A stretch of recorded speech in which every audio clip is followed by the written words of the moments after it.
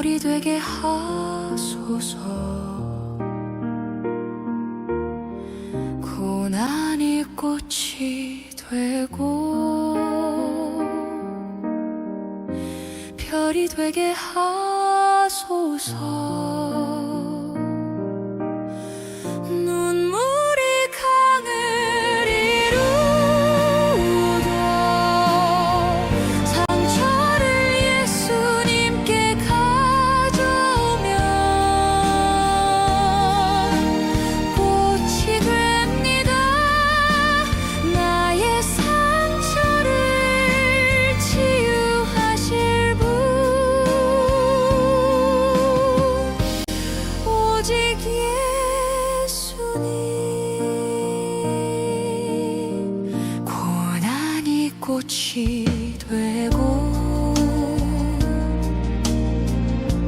별이 되게 하소서. 어둠 속에 나의 맘 빛나게 하소서. 눈물이 강을 이루어 상처를 예수님께 가져오면 꽃이 됩니다. 나의 상처를 치유하실 분, 오직 예수님. 작은 씨앗 같은 고난 새 생명 되게 하소서. 주님의 손길 아래 기적이 되게 하소서.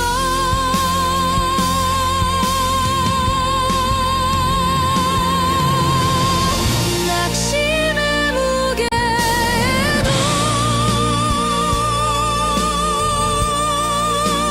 꿈은 살아나 바람이 거칠어도 숨은 멈추지 않아. 고난이 꽃이 되고 별이 되게 하소서.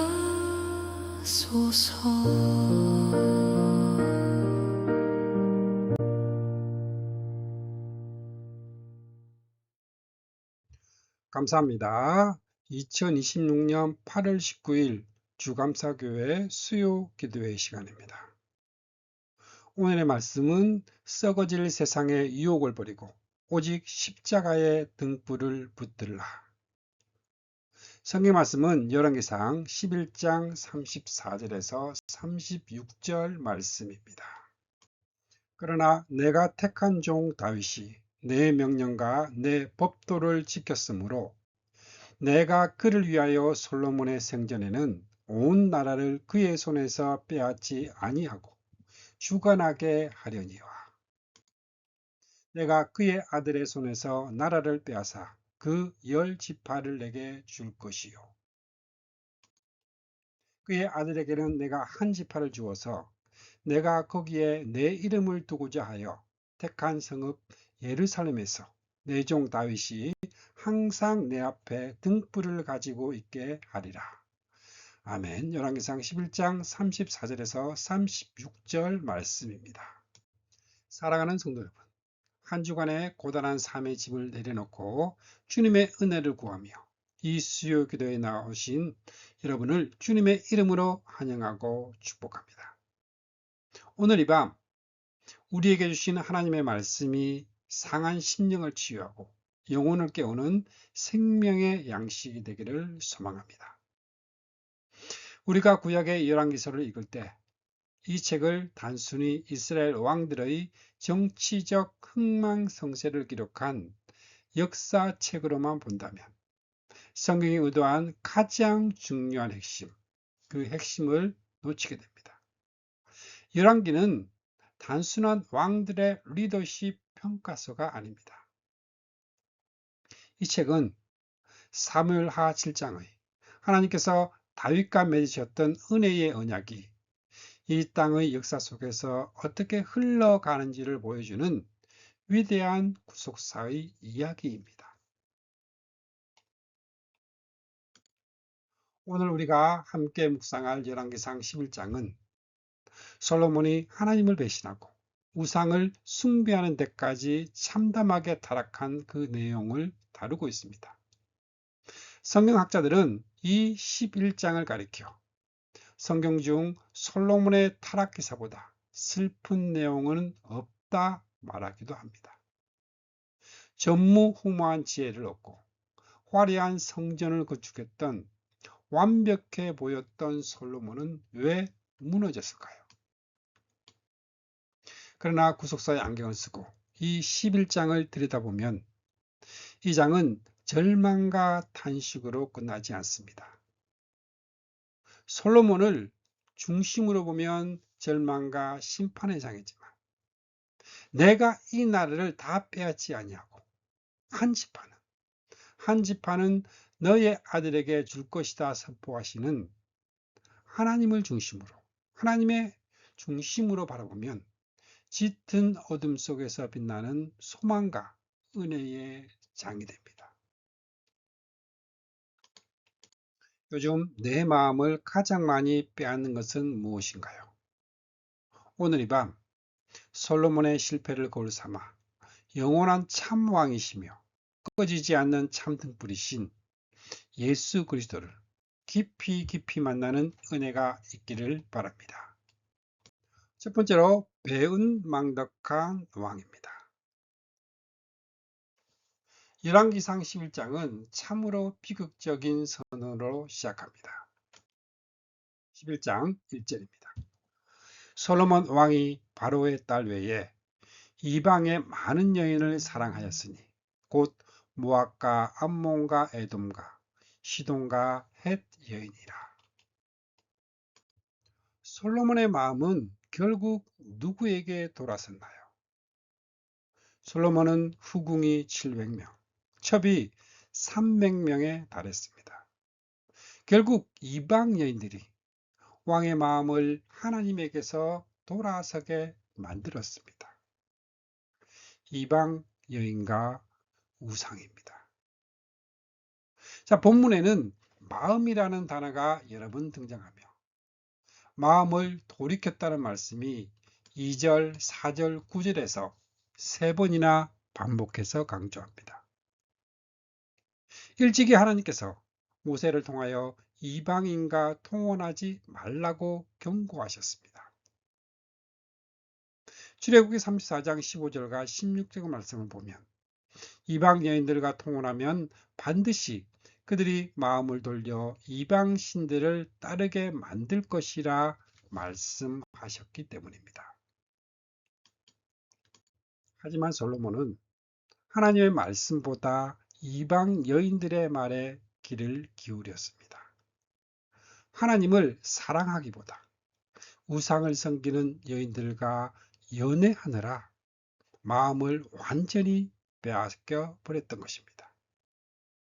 그 결과 시돈의 아스타롯, 암몬의 밀곰과 몰록, 모압의 그모스를 위하여 예루살렘 앞산에 산당을 짓는 끔찍한 영적 간음을 저지르고 맙니다.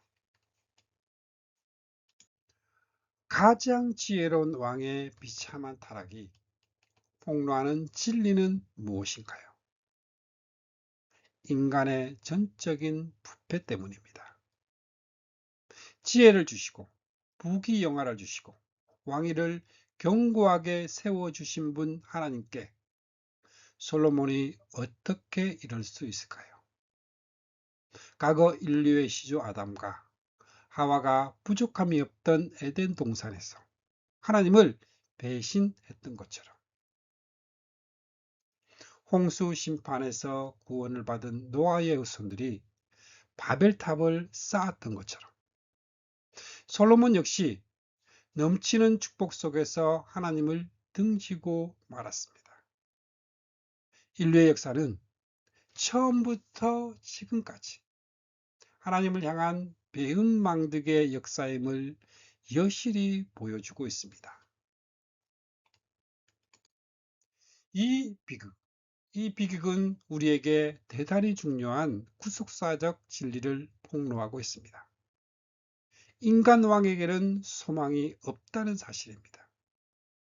아무리 지혜롭고 부유하며 성전을 건축한 위대한 왕이라 할지라도 인간은 스스로 죄의 유혹을 이겨낼 수 없는 전적으로 부패한 존재입니다. 솔로몬의 실패는 우리의 마음을 찢게 만들며 오직 죄가 없고 하나님 아버지께 온전히 순종하신 참된 왕 예수 그리스도만이 우리의 유일한 소망이심을 강력하게 가리키고 있습니다. 지금 내 마음을 훔치고 주님에게서 돌아서게 만드는 세상의 우상은 무엇입니까? 그것을 여러분은 단호하게 끊어내시길 바랍니다. 두 번째는 언약의 하나님입니다. 이러한 솔로몬의 배신 앞에서 하나님은 어떻게 반응하십니까? 11장 9절 말씀을 함께 보겠습니다. 솔로몬의 마음을 돌려 이스라엘 하나님 여호와를 떠나므로 여호와께서 그에게 진노하시니라. 여호와께서 일찍이 두 번이나 그에게 나타나시고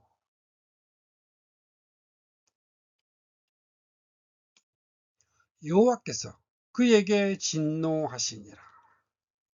여호와께서 일찍이 두 번이나 기브온 산당과 성전의 봉헌식 후 솔로몬에게 직접 나타나셔서 다른 신을 따르지 말라 경고하셨습니다. 그럼에도 불구하고 솔로몬은 친히 찾아오신 하나님의 경고를 가볍게 무시했습니다. 당연히 엄격한 심판이 선고됩니다. 내가 반드시 이 나라를 내게서 빼앗아 내 신하에게 주리라. 사랑하는 성도 여러분, 이 무서운 심판의 선고 뒤에 놀라운 반전이 등장합니다. 끔찍한 배교 앞에서도 하나님이 나라를 다 빼앗지 않으신 그 이유는 무엇입니까? 내 종 다윗을 위하여입니다. 12절과 13절 말씀입니다. 그러나 내 아버지 다윗을 위하여 내 세대에는 이 일을 행하지 아니하고 내 아들의 손에서 빼앗으려니와 오직 내가 이 나라를 다 빼앗지 아니하고 내 종 다윗과 내가 택한 예루살렘을 위하여 한 지파를 내 아들에게 주리라 하셨더라. 왜 하나님은 나라를 다 빼앗지 않으시고 한 지파를 남겨주겠다 하실까요? 여기에는 두 가지의 명백한 구속사적 이유가 있습니다. 첫째는 다윗과 맺으셨던 메시아의 언약, 내 종 다윗 때문이고, 둘째는 하나님의 이름을 두겠다 약속하신 하나님의 명예, 내가 택한 예루살렘 때문입니다. 사무엘하 7장 14절과 15절에서 하나님은 다윗에게 이렇게 약속하셨습니다. 그가 만일 죄를 범하면 내가 사람의 매와 인생의 채찍으로 징계하려니와 내가 내 앞에서 물러나게 한 사울에게서 내 은총을 빼앗은 것처럼 그에게서 빼앗지는 아니하리라. 솔로몬의 끔찍한 배교에도 불구하고 하나님은 다윗에게 하신 이 약속을 신실하게 지키셨습니다. 솔로몬에게 자격이 없음에도 긍휼이 베풀어진 진짜 이유는 무엇입니까?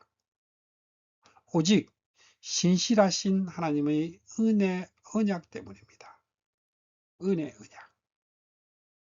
하나님은 사울왕의 은총은 빼앗아 폐하셨지만 솔로몬의 왕위는 빼앗지만 완전히 빼앗지 않으셨습니다. 왜냐하면 사울은 메시아가 오실 유다 지파가 아니라 베냐민 지파 출신이었고 오직 다윗의 혈통을 통해서만 온 인류를 구원할 메시아가 오기 때문입니다. 수시로 넘어지는 내가 절대 절망하지 않고 다시 일어설 수 있는 이유는 무엇인가요? 끝까지 우리를 붙드시는 손입니다. 세 번째는 한 줄기의 소망입니다. 하나님께서는 범죄한 솔로몬을 징계하기 위해 말씀하신 대로 사람의 매와 인생의 채찍을 드십니다. 에돔 사람 하닷, 수리왕 르손, 그리고 솔로몬의 신하 여로보암을 일으켜 솔로몬을 치게 하십니다. 여호와의 영광이 가득했던 예루살렘 성은 솔로몬의 타락과 우상 숭배로 인해 깊고 깜깜한 영적 어둠 속에 잠기게 되었습니다.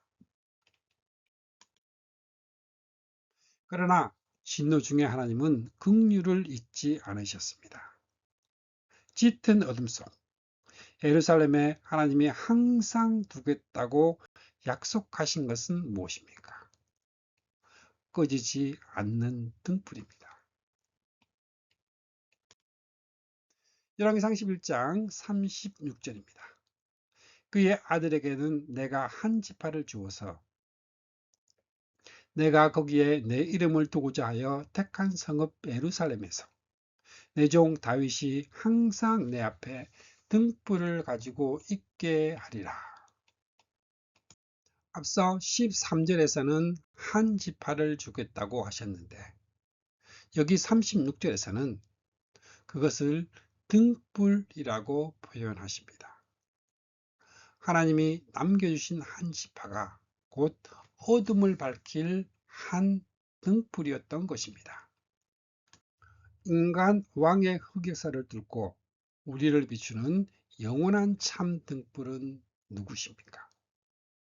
바로 유다 지파를 통하여 참 빛으로 오신 오직 예수 그리스도를 가리키는 명백한 예표입니다. 이사야 선지자도 어둠 가운데 살아가던 백성이 큰 빛을 보았습니다. 깜깜한 땅에 살고 있는 사람들, 그들 위에 빛이 비추었다 예언했습니다. 상한 갈대를 꺾지 아니하시고 꺼져가는 등불을 끄지 아니하시는 하나님은 타락한 인간 왕들의 흑역사 속에서도 이 구원의 등불을 결코 끄지 않으시고 보존하셨습니다. 그리고 마침내 이 땅에 십자가의 참 빛이요 영원한 생명이신 예수 그리스도를 보내주셨습니다. 인간의 반역과 배은망덕이 아무리 깊어도 우리를 구원하시려는 하나님의 열심과 신실하심을 막을 수는 없습니다. 죄가 더한 곳에 더욱 넘치는 은혜가 임했습니다. 썩어질 육신의 정욕과 세상 유혹에 무너진 솔로몬의 끝은 분열과 죽음이었지만 하나님의 언약은 살아남아 오늘 우리의 영혼을 살리는 십자가의 등불로 활활 타오르고 있습니다. 영적으로 깜깜한 이 시대에 내 의지가 아닌 무엇만을 굳게 붙잡고 기도해야 할까요? 우리는 십자가에 크신 그 은혜만 붙잡고 기도해야 합니다. 사랑하는 성도 여러분, 이제 말씀을 마무리하겠습니다. 무너진 인간왕과 우리를 구원한 참된 왕의 차이는 무엇입니까? 사람을 보면 절망할 수밖에 없는 인간의 실패입니다. 약속을 성취하시는 여호와 하나님의 성취를 바라볼 때 우리에게는 영원한 소망이 있습니다. 가장 지혜로웠던 솔로몬조차 썩어질 세상의 유혹 앞에서 참담하게 무너졌습니다. 사람 대신 주님을 바라보시길 바랍니다. 솔로몬의 타락과 하나님의 신실하심을 바라보며 오늘 이 밤 우리가 발견한 세 가지의 진리를 마음에 새기고 기도의 자리로 나아가기를 원합니다. 첫째로, 인간 왕은 전적으로 부패하나 하나님은 언약에 신실하시다. 두 번째로, 내 마음을 훔치는 썩어질 세상의 우상들을 단호하게 끌어내라. 솔로몬은 이방 여인들의 유혹에 마음을 빼앗겼습니다. 오늘 밤 우리의 마음을 훔치고 하나님과 멀어지게 만드는 영적 이방 여인들은 돈, 성공, 자녀, 세상의 인정, 쾌락 등입니다. 하나님보다 더 사랑하고 의지하는 모든 것, 바로 그것이 우상입니다.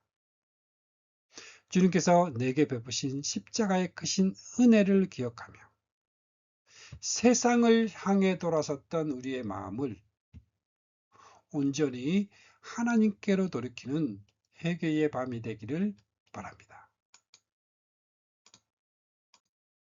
세 번째는 짙은 어둠을 밝히는 유일한 소망, 십자가의 등불만 붙들라. 우리는 솔로몬처럼 수시로 넘어지고 배은망덕한 죄인들입니다. 그러나 하나님은 우리 안에 켜두신 구원의 등불, 예수 그리스도의 생명을 결코 끄지 않으십니다. 그 누구도 우리를 주님의 손에서 빼앗을 자가 없습니다. 이번 주 내 안에 우상을 내려놓고 십자가의 등불을 켜기 위해 나아갈 자리는 어디입니까? 기도의 자리로 이 약속을 붙들고 오늘 이 밤 다 함께 동성으로 기도하도록 하겠습니다. 아멘.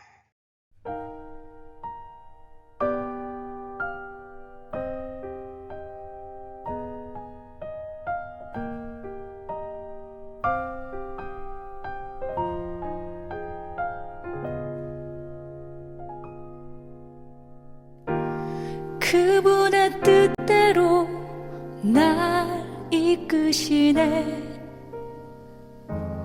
그분의 뜻대로 날 만드시네.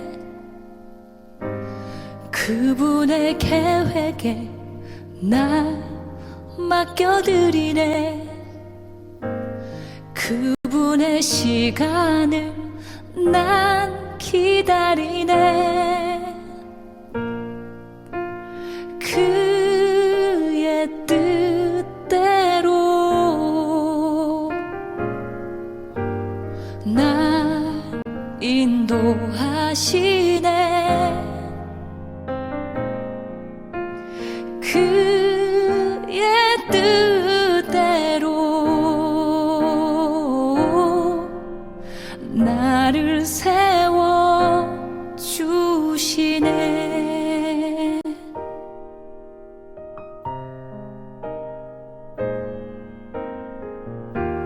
그분의 뜻대로 날 이끄시네. 그분의 뜻대로 날 만드시네. 그분의 계획에 날 맡겨드리네. 그분의 시간을 난 기다리네. 그의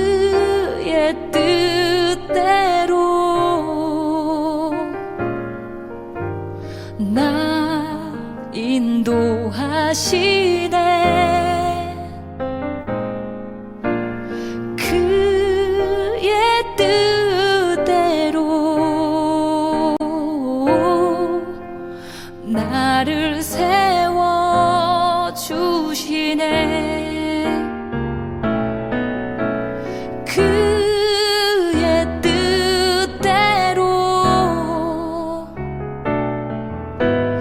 날 인도하시네. 그의 뜻대로